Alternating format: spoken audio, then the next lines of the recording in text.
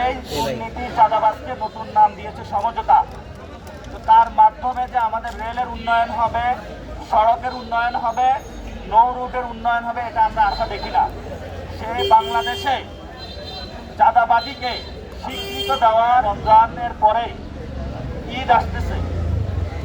এই ঈদের সময় বিভিন্ন জায়গায় মানুষ চলাফেরা করবে, নৌ, সড়ক, রেলে। আপনারা জানেন রেলে অঢেল দুর্নীতি হয়েছিল। বর্তমানে যে মন্ত্রী এসেছে সে এই দুর্নীতি চাঁদাবাজকে নতুন নাম দিয়েছে সমঝোতা।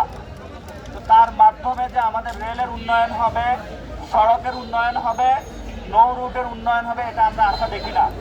সেই বাংলাদেশে চাঁদাবাজিকে স্বীকৃত দেওয়ার চেষ্টা চালাচ্ছে, হালাল করার চেষ্টা চালাচ্ছে।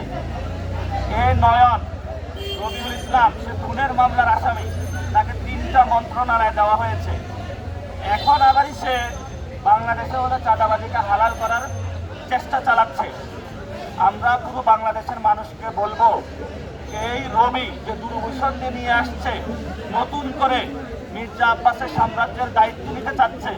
মির্জা আব্বাসের সাম্রাজ্যকে যেভাবে আমরা খান খান করেছি, এই রবিউল ইসলামের নয়নের যে চাঁদাবাজি, সন্ত্রাস, খুনের সন্ত্রাসের যে রাজত্ব আছে, এটাও কিন্তু আমরা খান খান করে দেবো ইনশাআল্লাহ।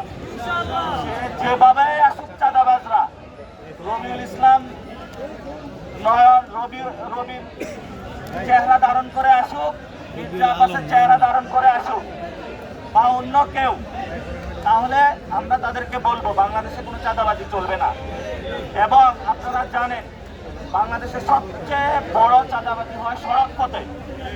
কিন্তু যে ব্যক্তিকে চাঁদাবাজকে জায়েজ করতে চায়, চাঁদাবাজকে স্বীকৃতি দিতে চায়, তাকে আবারই হলো সড়ক পরিবহনের দায়িত্ব দেওয়া হয়েছে। তা আমরা তারেক রহমানের যে প্ল্যান, এই প্ল্যানের মধ্যে কি চাঁদাবাজদেরকে পুনর্বাসন করার প্ল্যান দেখতে পাচ্ছি? সেটা তো আমরা দেখতে পাচ্ছি।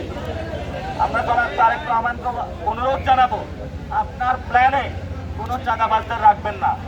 যদি রাখেন তাহলে চাঁদাবাজদের যে পরিণতি হয়েছে আপনাদেরও ইনশাল্লাহ সেই